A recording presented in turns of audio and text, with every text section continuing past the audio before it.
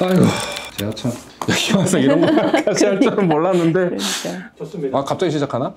아니요. 자, 해보겠습니다. 네. 네. 저도 너무 긴장돼가지고. 자, 가볍게 시작했는데 깊게 빠져들고 대충 들어도 똑똑해지는. 오늘 첫 시간인데 오늘 처음 오신 교수님, 실용학부의 박연정 교수님이십니다. 안녕하세요. 박연정입니다. 네. 이렇게 하면 촌스럽다고 하던데. 가볍게 자기소개. 네, 저는 실용외국어학부의 실용외국어학과에서 일본어를 가르치고 있는 박연정입니다. 문학 전공이고요. 사실은 일본어를 가르치고 있지만 일본 전반에 대해서 공부하고 연구하고 그다음에 관심을 가지고 있고요. 특히나 번역을 조금 많이 했습니다. 그래서 번역을. 학생들과도 번역을 하고 있고요. 어떻게 보면 연구가 번역과 잡다한 것들을 네. 오늘 첫 시간이에요.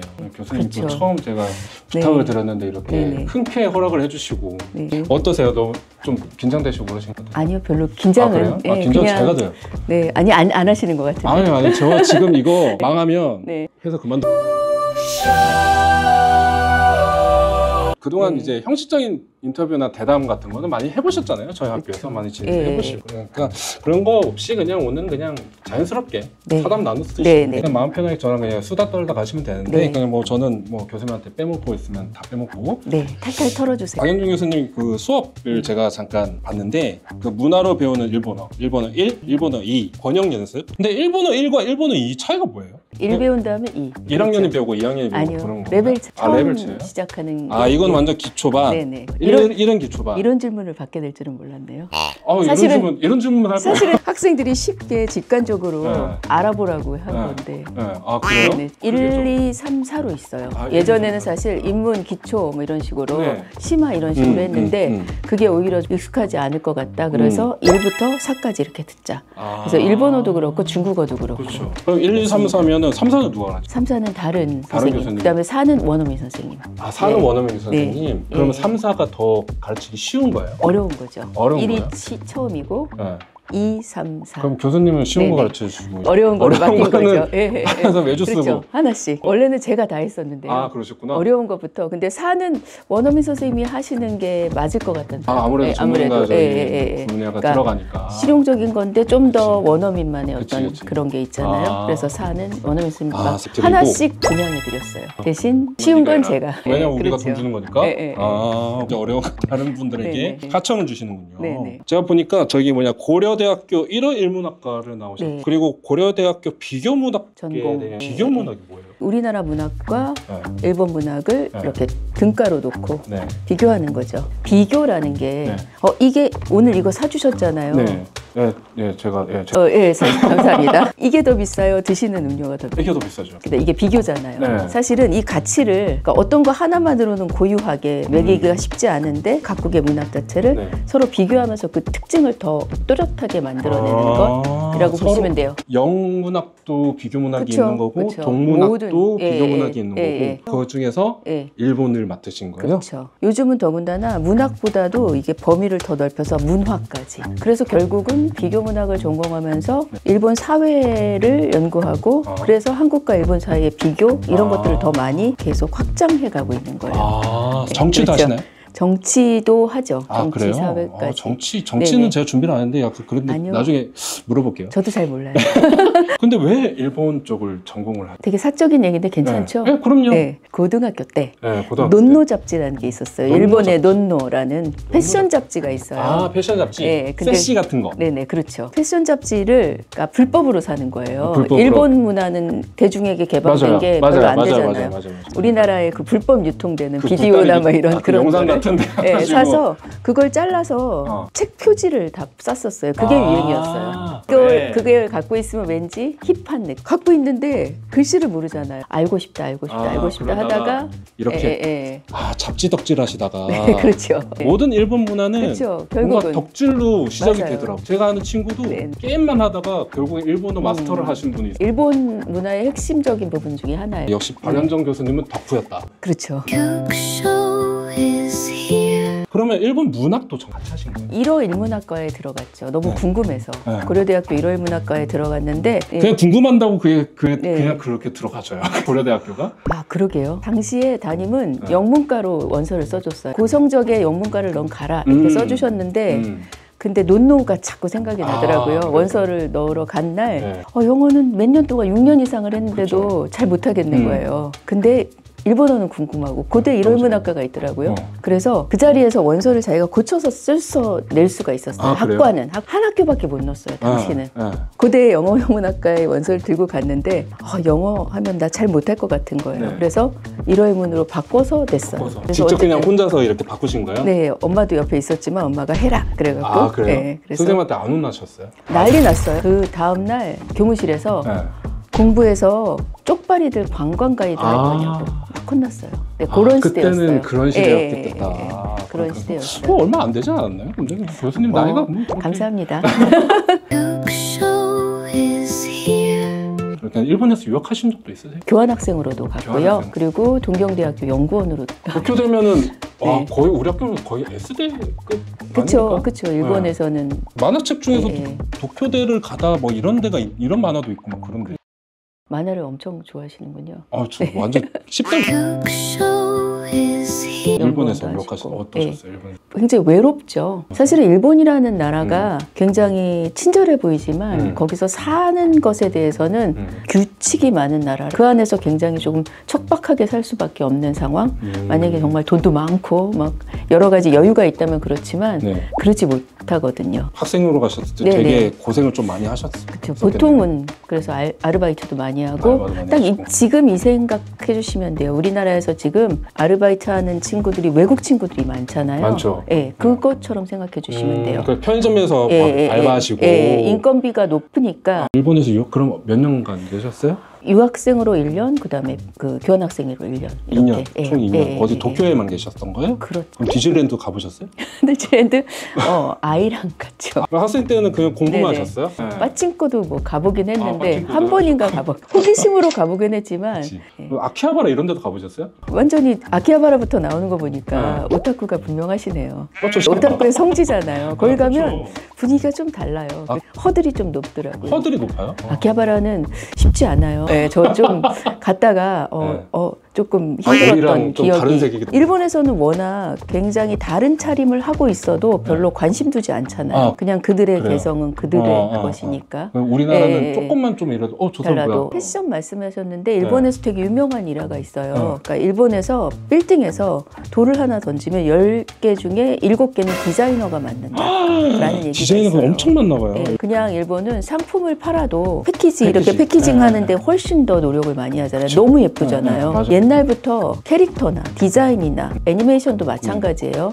그런 것들을 아름답게 만들고 개성 있게 만드는 것이 이 안 속에 있어요. 유전 속에. 그럼 예, 약간 예. 장인 정신도 있고 디자인에 관심 있으시다가 네, 잡지를 그렇죠. 보고 이제 읽을 수 있어요. 저희도 긴키대학교는 교류를 하잖아요. 네, 그때 방문하고. 교수님이 일본어 전공 교수 저밖에 없어요. 그러면 긴키대학교 오시면 좀 많이 바쁘시겠어요? 그렇죠. 아무래도. 네, 안 왔으면 좋겠다 그런 생각. 그런 그만하시면- 생각도 약간은 있죠. 약간은 너무 피곤할 때는. 그러니까. 더군다나 일본은 그런데 이 사람과 이 사람 또는 네. 이 기관과 이 기관이 네. 한 번 협약이나 협력을 맺기 네. 시작하면 끈끈해지는 그런 것들이 그래? 있어요. 일본이 그런 게 있어요? 그래서 그런 것들을 하다 보면 나이가 나이인지라 체력이 딸리고 나중에 이제 술자리까지 가게 되면 몇박 며칠을 그렇게 하다 보면 네. 나중에는 약간 탈진할 정도가 되기는 하죠. 협약식을 굉장히 포멀하게 그렇게 하고 그다음에 끝에 가서는 이제 2차, 3차까지 이렇게 가게 되는. 회식을 그렇죠. 어떻게 해요? 일본 분들은? 똑같이 해요. 우리나라랑 우리나라처럼 똑같다고 2차 가고 보시면 3차 돼요. 가고. 근데 이제 다른 거는 우리는 이제 그날 회사에서 뭔가 회식하고 막 친해졌어요. 네, 막 갑자기 맞아. 넥타이 풀어 노래하고 네, 여기다 어깨동무 묻고 막 하고, 했어요. 네. 그랬는데 너무 우리 친해졌어 이런 생각이 들잖아요. 네. 그렇게 인사해야지라고 갔는데 갑자기 오하요 고자이마스 이러면 이렇게 하려다가 이렇게 하다 괜히 뻘쭘해지고 그렇죠. 어색해지고 뭐야 그러니까 나만 그렇게 생각했나? 이런 그 느낌도 씬을 굉장히 중시. 9시만 되면 무조건 회사 일을 해요. 다른 일 하는 사람 없어요. 그리고 그 명함 같은데도 자기 핸드폰 번호 없어요. 그거는 얼마? 개인이니까. 그것을 굉장히 철저하게 지키는 것이 일본을 여태까지 지켜온 힘이라고도 할 수 있죠. 자기 직군이나 직분에서 모든 최선을 다하는 거죠. 그리고 그것을 대를 이어가고. 근데 우리나라는 100년 가게 그러면 65년밖에 안 됐네? 맞아요. 이런단 말이에요. 그런데 일본은 뭐 600 몇 년 된 가게들도 되게 많거든요. 근데 그거는 또 사회 전체적인 걸 다 같이 봐야 돼. 우리나라는 그냥 집세를 올려버리잖아요. 그렇죠. 일본은 체면을 중시하고 그다음에 남의 이목을 중시하는 데기 때문에 마음대로 집세를 못 올려요. 어떤 건물에 이 가게가 있었어요. 네. 집주인이 이 월세를 올려서 이 사람을 쫓겨날 정도까지 된다면 이 사람은 이 조직사회에서 지역사회에서 퇴출되는 거의 분위기, 사회적인 암묵적인 그런 것들이 있어요. 너무 좋은데? 정신을 유지하는 건 그 사람들의 어떤 의지나 이것만이 아니에요. 인프라가 그렇게 갖추어져 있는 건데 거기에는 큰 어떤 경제적인 그런 것들이 있어요. 사실 돈으로 누르면 그렇죠. 안 되죠. 그렇지. 근데 그것을 못하게 하는 암묵적인 룰이 룰이 일본 사회에는 있다. 그래서 전반적으로 일본 사회를 이렇게 보면서 우리나라랑 비교해보면 재미있는 것들이 굉장히 많아요. 전혀 몰랐던. 와, 여기까지 하려고 그러면 진짜 공부를 정말 많이 해야 될 것 같은데. 공부 많이 안 하셔도 돼요. 일본어를 공부하실 때 조금 뭔가 좀 어려웠던 부분이 있으셨어요? 사실 이게 또 세대가 달라요. 저는 한자를 좀 알았던 세대거든요. 여러분들이 아시는 지금 한자어 있죠. 사회, 네. 경제, 네. 뭐 대화, 네. 뭐 문화, 네. 뭐 인기 뭐 이런 말 있잖아요. 이거 다 일본어예요. 아, 일본에서 온 말이에요? 일본이 서구를 번역하면서 네. 일본 사람들이 번역어를 만들어서 만들어진 한자가 우리가 쓰고 있는 단어 중에 70%예요. 그러면 일본이 만든 한자가 따로 있는 거예요? 그렇죠. 우리가 쓰고 있는 뭐 단어 이런 것들도 다 일본 애들이 만든 거예요. 일본 사람들이라고 할게요. 애들 죄송합니다. 일본 분들, 일본 선생님들께서 너무 높게 또 그러기는. 우리가 쓰고 있는 지금 한자어들 있죠. 그러니까 한자어라고 우리가 생각하지도 못하는 것들, 우리 사회 근간을 이루고 있는 증권, 회사 이런 거. 그런 것들은 다 일본에서 만든 거예요. 의자는 원래부터 있었던 것 같고요. 네. 근데 1800년대 이미 일본은 서구의 말을 번역하기 시작해. 1800년대 초반일 거예요. 초반부터? 제가 이제 약간 기억력이 떨어져서. 그래서 1800년대부터 서양을 번역을 해요. 그래서 한자를 가지고 이 서양어들을 번역하는데 서양이란 말도 일본 사람들이 만든 거예요. 동양, 서양 이런 것도요. 그것도 일본어에서 온 거예요? 그러니까 만약에 소사이어티를 사회로 번역해요.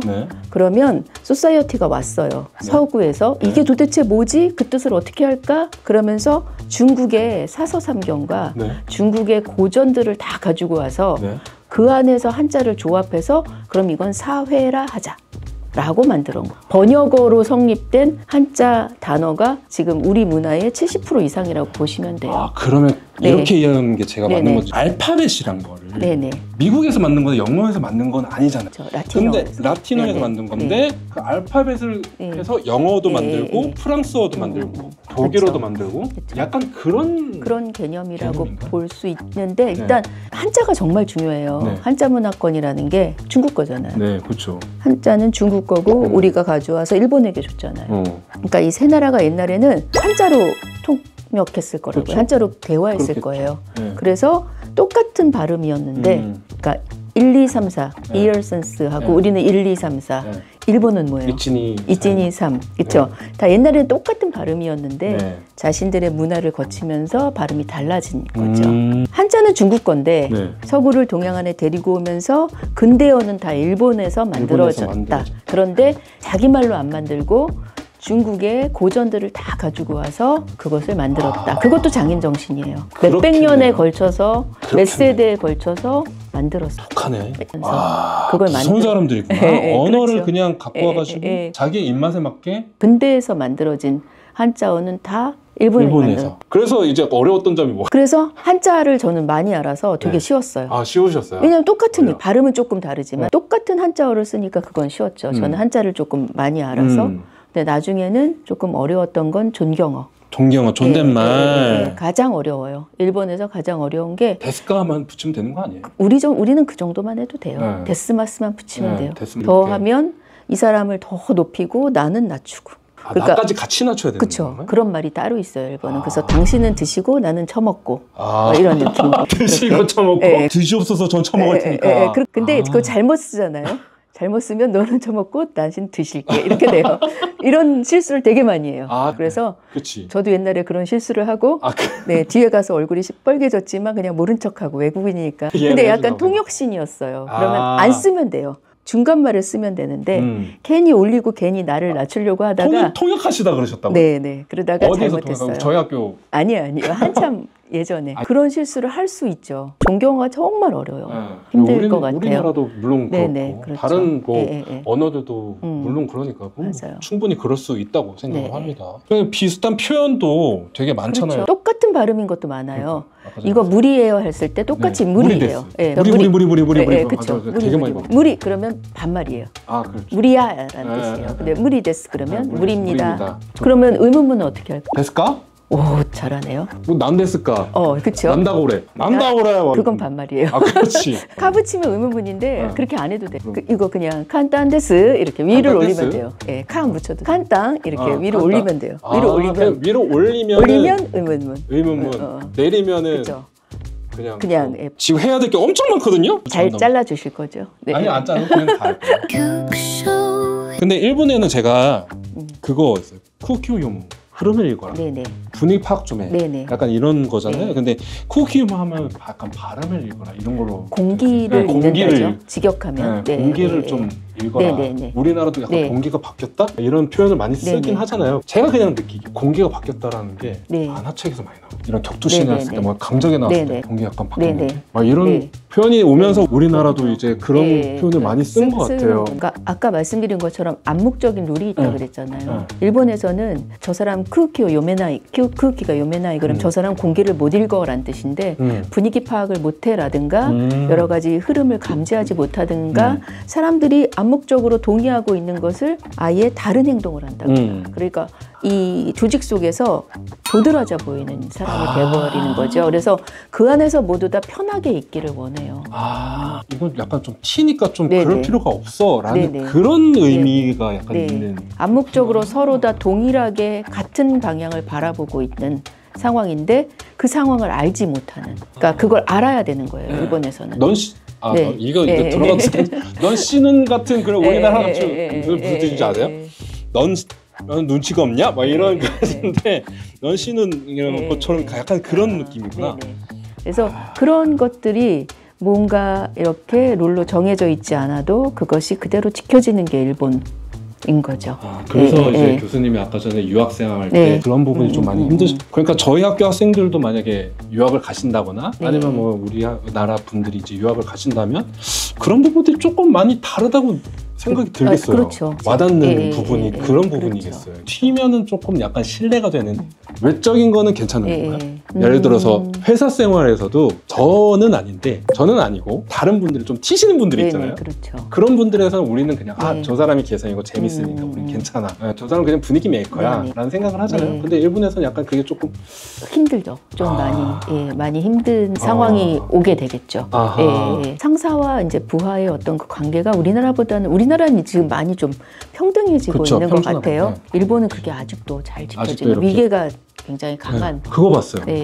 도장 찍을 때 약간 이렇게 비스듬하게 찍고 이렇게 사람 이렇게 찍으면 사장님 이렇게 찍으면 그 다음에 이렇게 찍고 이렇게 찍고 이렇게 찍고 사람들이 이제 고개를 숙이는 모습을 이렇게 표현을 한다. 이런 게 아직까지 남아있다. 왜 그런 걸까요? 저희 나라도 솔직히 이런 미디어를 하기 전에 이렇게 사무직도 많이 해봤는데 거기서 옛날 이것도 내가 나이가 나오나? 그때도 저 도장 했었거든요. 근데 순식간에 바뀌었어요. 불과 1, 2년 만에 확 바뀌었어요. 다 디지털로. 그냥 저희는 편하니까. 근데 일본은 왜 그걸 고수하는 거예요? 일본은 사실은 그러니까 역사적으로도 우리가 겪지 않은 중세시대를 거쳤어요. 일본 떠오르면 막 무사 사무라이 이런 거 생각하잖아요. 사무라이들이 그냥 즉각 심판을 할 수 있었어요. 그냥 이 사람이 잘못된 행동을 하면 그냥 그 자리에서 죽여도 되는 상황이었거든요. 그러니까 튀면 안 돼요.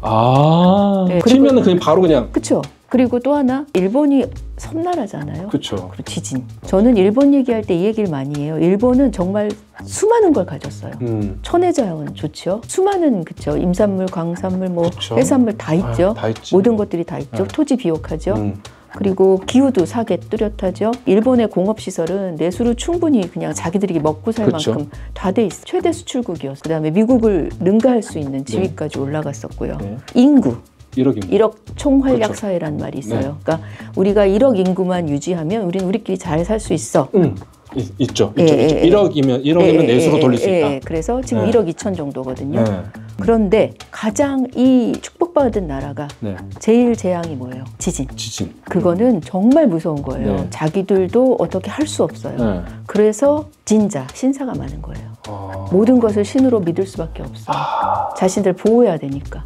언제 지진이 터질지 누가 알아요? 맞아요. 아무도 몰라요. 그래서 신이 그렇게 많구나. 네, 그렇죠. 상명하복할 수밖에 없어요. 어떤 일이 일어났을 때 누군가의 지위로 똑같이 글로 가야지만 살아날 수 있으니까. 어떻게 보면 일본이라는 나라가 근본적으로 이 유전자 안에 그게 새겨져 있다고 저는 봐요. 우리나라는 있었는데 지금 우리나라는 이제 자연스럽게 좀 약간 평준화가 돼가는 그렇죠. 스타일이지만 일본은 아직까지도 그게 아직 뼛속까지 깊숙하게. 그러면서 예전 것을 계속 지키려고 하는 것, 그건 또 하나 똑같아요.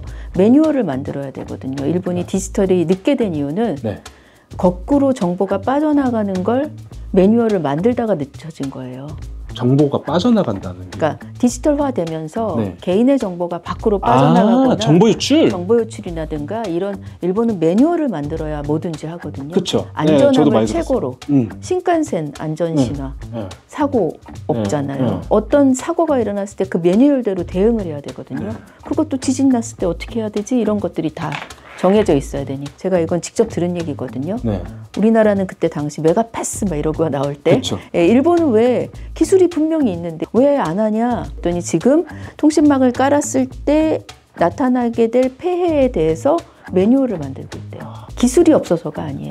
두려움이 커서예요. 개인정보 이런 것 때문에 우리나라처럼 디지털 전자정보 이런 것들도 하지 못. 아직도 도장 찍고 그런 것들이 디지털화를 했을 때 통신망이나 이런 걸 깔았을 때 지진이 일어나면 어떻게 해야지? 라는 뭐 여러 가지 고민들 그런 자연재해도 무시를 할 수 없겠구나. 그게 가장 큰 거예요. 그리고 저는 더 나아가서는 일본이 왜 이렇게 대륙에 진출하려고 하는가? 요만한 섬나라 갑자기 그쵸? 미국의 진주만 폭격하고 이걸 어떻게 할 수 있었을까? 사실은 여기를 벗어나고 싶어 있을 수밖에 없죠. 그렇겠죠. 그리고 기술력은 말씀드린 것처럼 장인정신이나 여러 가지나 그들은 정말 대를 이어서 그걸 하거든요. 120%까지 완성도를 높이려고 하는 의지들이 있으니까 기술력은 계속 높아지고요. 근데 이제 이 내부는 사실 불안함이 있을 수밖에 없겠죠. 지금 여기까지 저희 문화와 사회 전반적인 거 좀 말씀을 좀 드려봤더니 이제 좀 문학? 문학 쪽에 조금 넘어가 볼게요. 최근 읽으신 일본 책, 뭐 맨날 읽으시겠지만 그렇죠. 굉장히 많이 보죠. 최근에는 약간 다자이 오사무라는 작가 인간식격 진짜 많이 보던데요. 우리나라에서 인간식격 보던데. 비웃지 마. 피시피시가 앞에서 되게 피시피시 거리는데. 저 최근에 그 무라카미 하루키. 하루키. 보이지 않는 벽을. 그러시군요. 너무 재밌게 봤어요. 그렇죠. 그거를 출퇴근하면서 너무 재밌어서 지하철 안에서 계속 봤어요. 흡인력이 대단하죠. 이만큼 두꺼운 책인데. 그 문제가 뭐냐면 생각이 안 나. 무슨 내용이지? 아니 근데 그게 되게 막 판타지도 있고 이야기도 있고 심지어 스릴러도 나오더라고요. 모든 것들을 다 넘나들죠. 그리고 와, 이 사람 정말 대단한 사람이구나. 하루키는 인정할 수밖에 없다고 봅니다. 일본 감성이 그 특유 감성들이 있잖아요. 일본 교수님이 읽으신 작품들 중에 이건 진짜 일본스럽다. 일본은 이미 68년에 노벨문학상을 이미 최초 수상을 했어요. 가와바타 야스나리라는 작가가 설국이라는 작품으로 했는데 설국은 그냥 일본적이라는 이유로 상을 줬어요. 노벨문학상에서 가장 일본적인. 그래서 설국을 일단 대표적으로 말씀을 드리고요. 또 하나 책 소개해도 될까요? 그럼요. 요거 아니 다 갖고 오셨어. 슌킨 이야기라는 책인데요. 슌킨 이야기. 슌킨 이야기. 이게 다니자키 준이치로라는 작가가 쓴 건데요. 정말로 일본적이에요. 여기 책 보시면 일러스트가 되게 잘 나왔는데 이게 박연정 왜 옵니까? 그렇죠. 이거 정말 소개해야 되는 게 저랑 우리 대학 학생들이 같이 하신 한 거예요? 거예요. 그래서 출판사 얘기해도 되죠. 그럼요, 민음사에서 그럼요. 민음사에서 이 책을 번역하자고 말씀을 드렸는데 제가 조건이 그거였어요. 학생들 이름 다 넣어달라. 처음엔 안 된다 했는데 나중에 우겨서 다 넣었고요. 여기 뒤에 우리 학생들 이름이 쭈루룩 있습니다. 표지에는 다 넣을 수 없다고 해서 제가 잠깐 봐도 될까요? 일본 문학 번역반에서 번역반. 네. 여기 다 있으시네. 네, 우리 학생들이요. 김명희, 박원희, 어경준, 네. 윤희정, 조현정님. 네네. 다 저희 학교 네, 졸업하신 학생들 지금은 졸업한 학생들이고요. 이 책 다예요. 다? 네네. 이것만 있는 게 아니에요? 네네. 그래서 이걸 다 갖고 오신 거구나. 네, 그렇죠. 이 기회를 잊지 않겠다. 이게 같이 번역한 민음사에서 2권이나 내줬어요. 그리고 요게 바로 전 번역반 친구들이 빠이라는 요게 다자요사무 책이에요. 다자요사무 아까 말씀해 주셨다. 다자요사무의 네. 그 굿바이. 유작이에요, 유작. 그래서 우리나라에서 맞아. 최초 번역됐어요. 적혀 있네. 네. 유작. 네네. 이것도 우리 학생들이랑 같이. 그 박연정 외라고 네네. 적혀 그래서 있구나. 앞 표지에는 이게 너무 여러 명 쓰면 책이 잘 안 팔린대. 우리 번역반 학생들이랑 우리 학교 학생들이랑 다. 카인의 후예 이거 많이 들어봤는데. 네네. 이것도 되게 네네. 유명하고 네. 저것도. 네, 백치도. 네, 그래서 백치. 네. 이것도 다. 자랑 하나 더 하자면 이 책은 지금 절판됐는데요. 다자요사무 좋아하는 분들이 소장본으로 원래 책 가격보다 더 비싸게 팔리고 있어요. 그래요? 그럼 이게 지금 더 비싸요? 네, 그렇대요. 그래요? 절판돼서. 지금 9,500원인데. 네네. 그래요? 절판돼서 요즘 중고서적에서 비싸게 팔린다고 들었어요. 네. 이것도 재테크네. 근데 나 한 권밖에 안 남았어요. 네네. 그 신긴 이야기라는 책이 있는데 이게 정말 일본적이에요. 일본의 그 장인문화 말씀하신 것처럼 그러니까 예술을 배우는 그 뭐라고 할까요? 마님을 사랑하는 하녀의 이야기라고 할까요? 하인의 이야기? 그 우리나라 돌쇠 같은 그런 돌쇠라기보다는 그분을 시중두는, 그러니까 마님을 시중두는, 그러니까 아가씨죠. 아가씨를 시중두는 영화 아가씨, 박정현 아가씨 그런 것처럼 거기 나오는 그런 아가씨를 시중두는 이태리 역할. 아니요, 남자죠, 남자. 그러니까 여성이 아니라 남자. 그치. 남성이 사랑하게 되는 그런. 훔쳐보고 있는 건가요? 훔쳐보는 게 아니라요. 이분이 이 아가씨가 맹인이 돼요. 장님이에요. 장님. 그런데 그 세계를 알고 싶어서 이 하인이 자신의 눈을 찌르는 장면이에요. 찌르는 거예요? 네네. 네. 그러니까 어떻게 보면 너무 극단적이지 않을까라는 게 사실은 일본적인 것과 맞닿아 있어요. 저는 이게 망원경으로 이렇게 훔쳐보는 줄 알았는데 이게 눈으로 보니까 찌르는 젓가락 거예요. 같은 걸로 밝은 새 젓가락을 찌르고 이렇게 찌르고 있는 이렇게 거구나. 찔러서 자신도 맹인이 돼요. 그럼 네네. 이분은 또 이 사람을 뒤에서 이제 또 저기 돌봐주는 사람인 거죠. 이 사람을 또 사랑하는 사람은 아니고. 네, 그렇진 않고요. 그런 건 아니고. 그냥 맹목적인 사랑에 대한 이야기인데 너무 아름다워요. 네. 그렇구나. 되게 근데 얇네요. 네, 금방 읽겠는데. 네, 민음사에서 요 문고 시리즈로 나왔어요. 네, 자랑했습니다. 또 하나 자랑 덧붙이자면 여기 같이 공동 번역한 친구 중에 번역가가 된 친구도 있어요. 너무 기쁩니다. 번역가 제가 또 번역가에 대해서 여쭤볼 게 되게 많아요. 제가 궁금한 게 뭐냐면 번역 많이 하시잖아요. 노벨상에서 서양 분들이 주시는 거잖아요. 그러니까 한강 작가면 저희 한국어로 보진 않았을 거예요. 한글로 보지는 않았을 거예요. 설국도 번역을 했을 거예요. 그죠? 자칫하면 작가보다 번역가가 더 중요한. 그런데 아무리 번역가가 훌륭해도 원작이 훌륭하지 않으면 번역이 훌륭하게 나올 수가 없어요. 그 안에서 녹아 들어가게 하는 게 가장 좋은 것 같아요. 아시아권에서 노벨 문학상을 탄 경우가 이제 일본이 제가 알기로는 3개를 탔죠. 보니까 제가 시대별로 타셨다. 60년대 한 번, 90년대 한 번, 그리고 2000년대, 2023년에. 아니다. 17년. 27년에. 60년대 한 번역이 다를 거고. 네, 그렇죠. 90년대 한 번역이 다를 거고. 2000년대 와서 한 또 번역이 또 다를 거란 말이에요. 제가 연극을 전공했어요. 러시아 연기를 되게 많이 해요. 러시아 작품을 그렇죠. 유명한 것들이 많아요. 안톤 체홉이나 스타니슬라프스키 같은. 그렇죠. 잘하시네요. 그럼요. 문학. 제가 그 안톤 체홉의 그 갈매기를 하다가 대본에 대가당이란 말이 나와요. 갑자기 뜬금없이 주인공이 대가당! 대가당이 도대체 뭐야? 체홉 갈매기가 되게 오래된 작품이죠. 근데 번역 자체가 제가 받은 게 80년대 한 번역 대본을 받은 거예요. 근데 대가당이라고 번역했어요. 데카담이 도대체 뭐지? 그러니까 연출애한테 물어봤어요. 야, 데카담이 뭐냐? 저도 모르겠어요. 이러는 거예요. 데카당스를 줄인 게 아닐까요? 네, 맞아요. 네. 제가 최근에 찾아봤어요. 네네.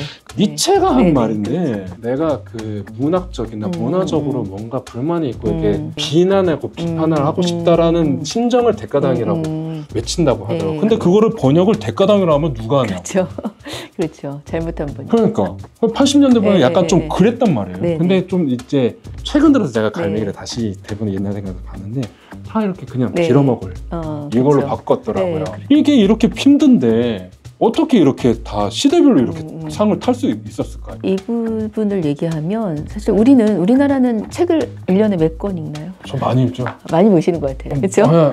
많이 읽고 만화책은 진짜 많이 읽어요. 만화책은 망가는 진짜 많이 보시고 우리나라는 사실 그 독서 유리. 인구가 그렇게 높지 않아요. 근데 일본은 인구가 굉장히 많습니다. 그리고 책 판매량 자체도 우리나라랑 거의 비교가 되지 않을 정도예요. 여러 가지 문학 장르들이 일본에서는 굉장히 많은 부수를 가지고 팔리는데 네. 그 저변이 넓고 독서 인구도 많고 그것이 팔릴 수 있는 여러 가지 출판계도 정비되어 있고 글 쓰는 사람들이 많다는 건 그것을 뒷받쳐줄 백그라운드가 굉장히 강하다는 거거든요. 책을 써서 돈을 벌 수 있어요, 일본은. 인프라가 많구나. 네. 근데 우리나라는 아시다시피 전업 작가들이 작품 그렇죠. 하나 써도 연봉이 300이에요. 일반적인 임금도 안 되는 상황에서 그렇죠. 아르바이트 하면서 자신이 하고 싶은 일을 하잖아요. 연봉. 결국 일본이 수많은 작가를 배출해낼 수 있는 건 아직도 일본에는 수많은 상들이 있어요. 문학상 네, 같은. 문학상들이 굉장히 많고요. 그것을 그 격려하고 출판해주고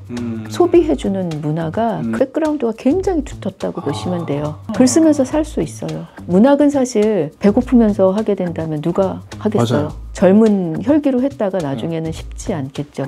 몇 명의 유명한 작가들만 신진 작가들이 그 우리나라는 버틸 수 있는 구조는 아닌 것 같아요. 지금은 뭐 출판계 정말로 힘들다고 얘기 듣고 있고요. 맞아. 인프라가 확실하게 저변이 잡혀 있으니까 네. 번역도 그렇고 사실은 그 서구에서는 일본을 굉장히 신비한 나라로 봐요. 일본 하면 이미지가 어때요? 일단 음식 뭐 맛있고 맛있고 일본 하면 일단은 덕질. 서양인들한테는 일본이 정말 신비한 나라예요. 알고 싶은 나라. 68년에 일본에 최초의 노벨 문학상을 준 이유가 아름다워서예요. 그 일본이 아름다워서. 아름답고 알고 싶. 가바타 야스나리가 그때 첫 번째 노벨 문학상 딱 타서 한 말이 뭔지 아세요? 아름다운 일본의 나예요. 일본이 아름답다라는 걸 전 세계가 인정해줬어.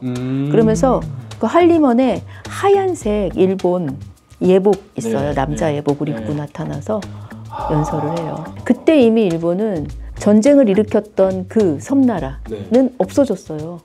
없어지고 서구하고 60년대에 이미 미국하고 나란히 어깨를 하는 상황이 됐어요. 누구 때문에 그렇게 됐게요? 누구 때문에? 우리나라 때문에? 네. 한국전쟁이 일본을 그렇게 만들어줬어요.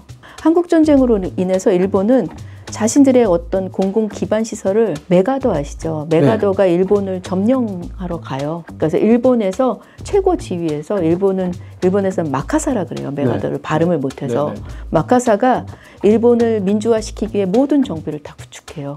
그러면서 공장 세우고 뭐 정비하고 철도 세우고 별거 다 해요. 그런 상황에서 그러니까 한국전쟁이 터지니까 전략 비축 기지로 일본이 부상하게 된 거죠. 그래서 일본이 그 부를 축적을 해서 그걸 가지고 수출을 하고 기술이 있잖아요. 장인들이잖아요. 그러면서 그걸 가지고 수출을 하면서 60년대 초반에 미국 다음 가는 2위 국가가 돼요. 그러면 서양인들은 어때요? 저 나라 도대체 뭐지? 설국의 서양판 표지는 기모노 입은 여성의 뒷모습이에요. 일본의 이미지를 판 거죠. 60년대 서양은 무조건 일본 것을 배우고 싶어 했어요. 너무 신비로워서. 날 생선을 못 먹었는데 비즈니스맨들은 나 젓가락으로 사시미 먹을 수 있어. 이게 나 잘 나가는 비즈니스맨이야 라는 나 잘 나가 이 상징이었어요. 일본이 사실 설국이라는 작품을 말씀을 드렸지만 서구인들에게 비친 일본의 아름다움을 보여주는 그러한 작품이라고 보시면 돼요. 일본이 이렇게 잘 된 거는 약간 우리나라 좀 등쳐먹어서. 그래서 우리가 일본을 외면하면 안 된다니까요. 그리고 잘 봐야 돼요. 그치. 제가 항상 말씀드리고 싶은 거. 그러니까 일본 사회와 문화이해라는 수업 아까 있었잖아요. 한 학기에 500명 이상의 학생들이 들어요. 이 수업을 많게는 700명까지. 근데 왜 듣는지 아세요? 제가 현대의 일본 사회와 문화를 얘기하는데 사실 일본을 외면할 게 아니라 일본이 우리에게 어떻게 보면 앞서간 미래거든요. 네, 그렇죠. 근대화가 먼저 됐으니까. 네. 그럼 그들이 잘못한 건 우린 하지 말고. 네, 그럼요. 그들이 잘한 건 우리도 빨리 하고 더 발전시키자. 네, 진짜 중요해요. 라는 이야기를 하거든요. 네, 그래서 그런 어떤 태도가 좀 필요할 것 같아요. 맞아요. 네. 어떻게 보면 일본 칭찬한다는 게 아니라 일본을 잘 알고 좋은 거는 우리도 빼먹고 나쁜 거는 우리도 미리 그냥 차단해야 된다. 이런 생각을 좀 하면서 일본을 공부를 하면 좋을 것 같습니다. 아까 일본은 번역가도 되게 돈도 잘 벌고 그렇죠. 작가들도 많이 하고 있는데 우리나라도 좀 됩니까? 아니요, 안 돼요. 안 돼요? 안 돼요. 전혀 안 돼요. 전업 번역가 하지 말라고 저는 얘기합니다. 사실은 특히나 지금 또 기계 번역이 워낙 잘 되거든요. AI 번역이 너무 잘 되는 상황에서 쉽지 않아요. 그리고 우리나라 출판계 자체가 지금 안 좋아요. 우리나라 출판계가 화랑이었던 때가 있어요. 뭐 아침형 인간 이런 책 아세요? 네네네. 뭐 아침형 인간은 그 책이 1인 출판사에서 낸 거거든요. 그래요? 네. 근데 그 책으로 빌딩을 사셨어요. 그러니까 그토록 좋았던 시절도 있어요. 지금은 안 돼요. 지금은 쉽지 않아요. 저 아는 굉장히 유명한 전문 번역가님도 전업 번역을 별로 회사 다니면서 아르바이트로 하면 어떨까요? 라고 얘기할 정도예요. 조금 많이 안 좋습니다. 그러니까 저도 아까 잠깐 봤는데 그 성함 옆에 직업이나 회사 같은 그렇죠. 우리 학생들이니까 다 이렇게 써져 있더라고요. 그러니까 전문 이렇게 번역을 하시는 쪽은 없고 그냥 이렇게 같이 그냥 경험해서 제가 가르친 거죠, 사실은. 번역을 처음 하는 친구들에게 그나마 본인의 약간 포트폴리오가 되라고 나중에 할 때 그래도 이 책을 내가 했다 그러면 기록이 되니까 그렇게 넣은 거죠.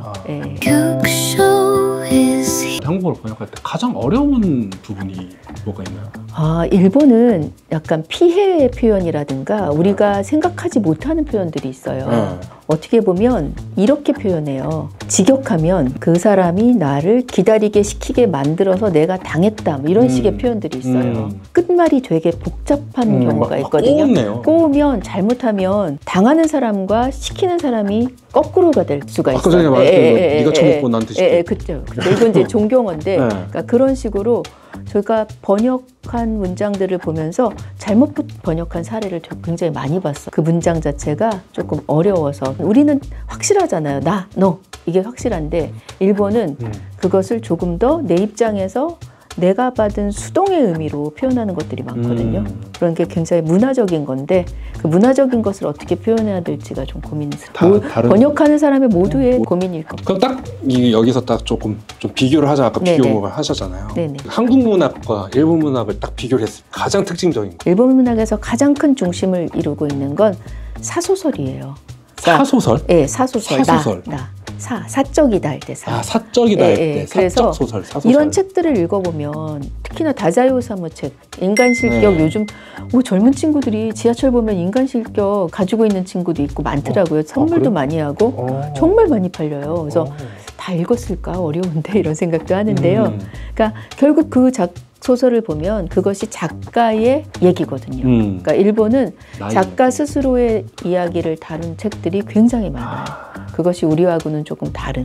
무라카미 하루키의 이번에 그 보이지 않는 벽도 제가 너무 이해가 안 돼서 뒤져보니까 그게 전방적인 자기의 작가의 인생에 대해서 담았다고 그러더라고요. 그걸 빗대어서 약간 판타지 소설 같이 그렇죠. 거기 나오는 모든 것들이 자기의 입장과 또 타인이 나를 봤을 때 입장을 이렇게 대변한다. 그걸 소설로 써. 굉장히 특징적이라고 볼 수 있어요. 저희가 벌써 1시간이 넘었어요. 지금 근데 할 게 진짜 많거든요. 아직 이제 반도 안 했어. 아까 전에 처음 교수님이 줄여서 하세요.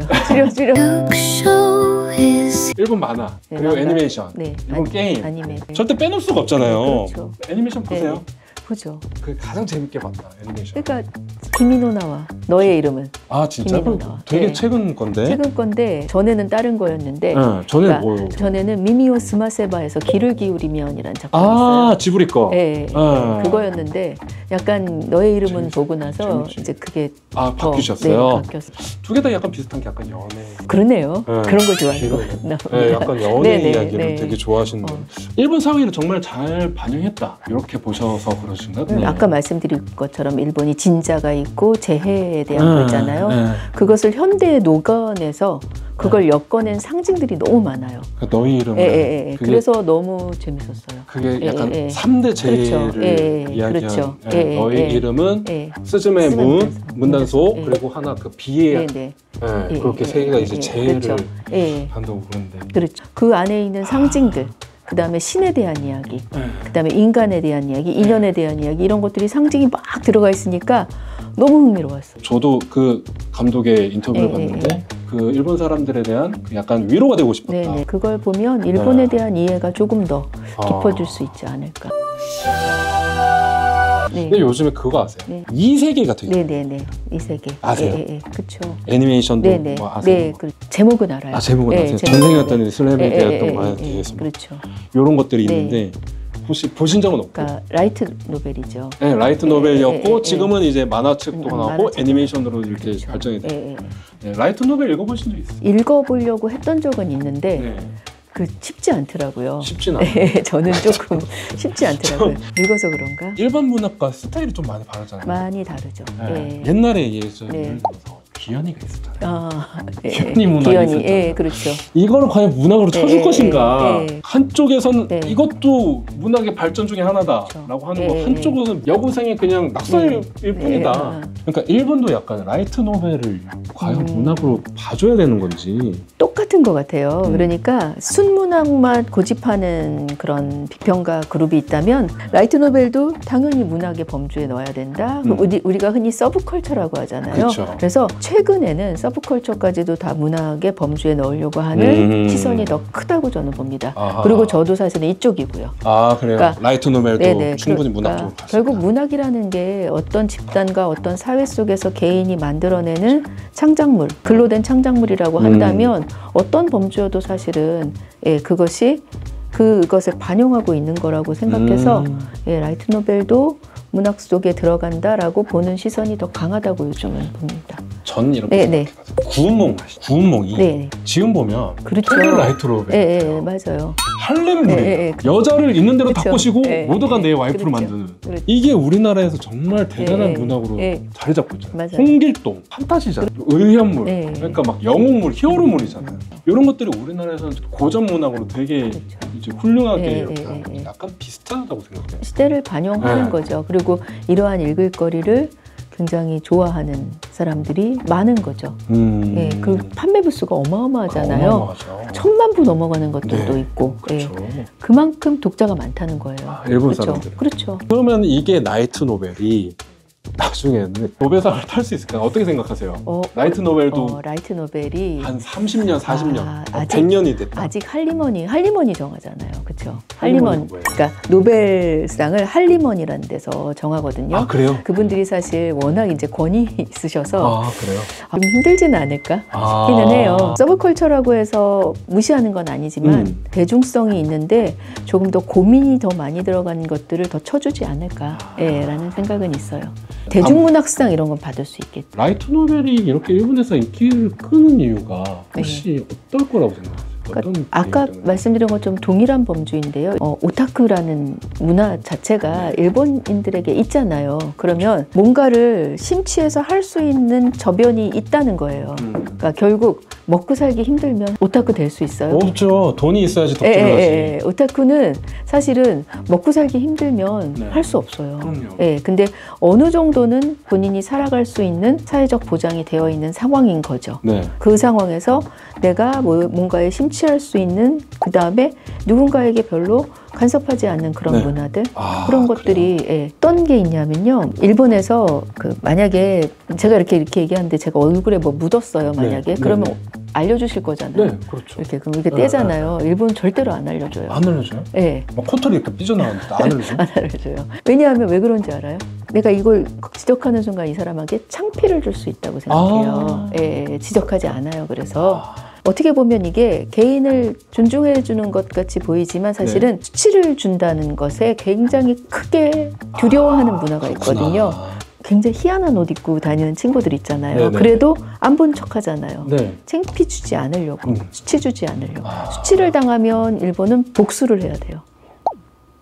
그래서 복수를 한다고? 복수의 문화가 있거든요. 복수의 문화가 네, 있어요? 복수의 문화. 리벤지의 그 복수 말씀하시는 거예요? 그렇죠. 아까 말씀하신 뭐 사무라이 그때 시절에 네. 중세 시대부터 복수의 문화가 있어요. 수치를 당하면 죽여야 돼요. 아, 여러분 그거 아시겠구나. 47인의 사무라이. 그러니까 알죠. 그것도 수치예요. 이쪽 장군과 이쪽 장군이 있어요. 여기에 수치를 줬어요.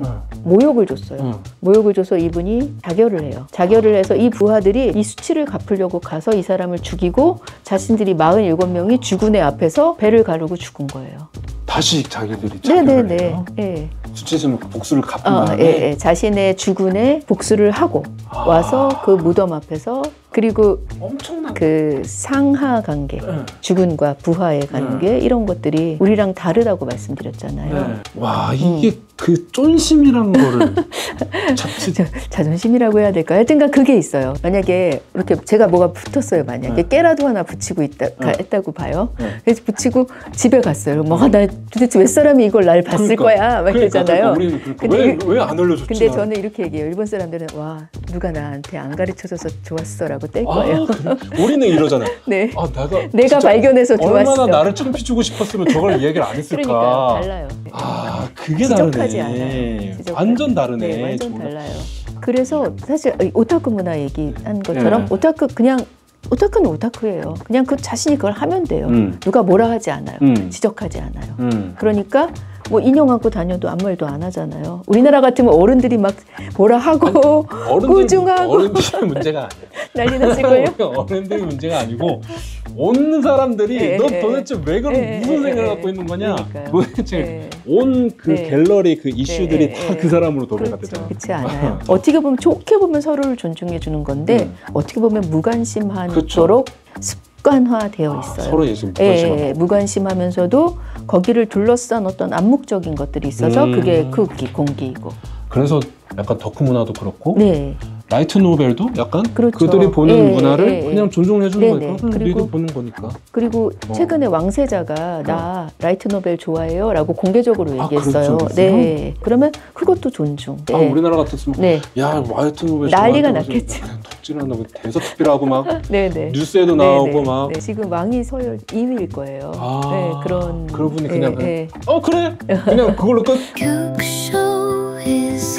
혹시 그 요즘에 라이트 노벨이나 이런 것들이 보면은 유행이 뭐냐면 주인공이 진짜 먼치킨 아니면 이 세계 전쟁인가 내가 이 현실을 잊고 그냥 다른 나라 가서 새로운 삶을 살아 이런 것들이 있는데 이게 다 일본에서 약간 그래서 일본 사회 약간 연관이 있다고 생각하세요? 이런 것들이 저는 조금 있다고 생각해요. 아까 말씀드린 것처럼 모든 걸 다 가졌지만 사실 불안정하잖아요.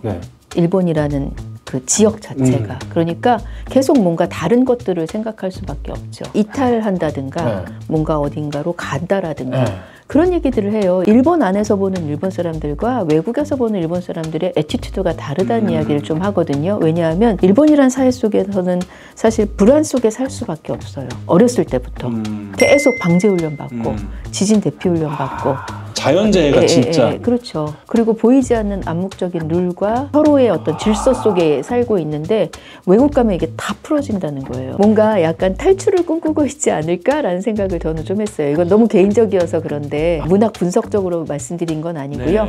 사실은 무라카미 하루키 작품 속에서도 그렇고요. 타임슬립하는 경우가 굉장히 많거든요. 아니면 공간 이동한다든가 그러한 것들 결국 다른 어떤 공간이나 다른 시간에 대한 의식이 그 안에 있는 거 아닐까. 거기에 대해 희망하거나 갈구하거나 궁금해하거나 이런 부분들이 있지 않을까라고 저는 그냥 개인적으로. 저는 진짜 정말 답답했던 게 이 세계 전생 같은 이런 거 보면은 블랙 기업인 사람들이 많아요. 그렇죠. 블랙 기업에서 이렇게 막 과로사해가지고 죽어서 일어나 봤더니 판타지로 왔어. 아니면 블랙 기업에서 막 열심히 야근하다가 걷다가 트럭이 치여. 트럭에 치여서 일어났더니 이래가 됐어. 거기에서 이제 자기 꿈을 펼쳐가고 일본 사회가 블랙 기업의 문제구나 라고 했는데 그 불안감이 오늘 처음 알았어요. 자연재해의 불안감이라는 게 일단 그거는 진짜. 뭐 뗄 수가 없어요. 네. 네, 그래서 질서를 지킬 네. 수밖에 없고. 약간 그래서 질서를 지켜서 질서를 네. 지켜야지 자연재해에서 네. 이렇게 탈출을 하거나 살 수 방지할 수 있는 있어요. 거죠. 아, 자연재해 이게 진짜 와 오늘 네. 저 완전 닭살 돋아. 진짜 레알 닭살. 그래요? 다행이네요. 진짜 닭살 돋아. 닭살 돋게 만들었다. 와. 이게 와. 궁금한 게 아톰. 네. 아톰 이야기 좀 해주세요. 그 얘기가 그거예요. 일본이 전쟁에서 회복했잖아요. 그 네.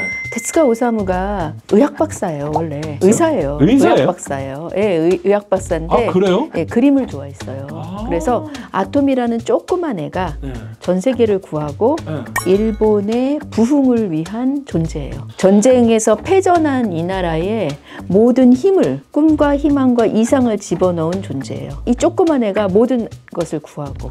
그래서 일본 사람들은 모이면 아톰 노래 불러요. 어떻게 보면 이런 거예요.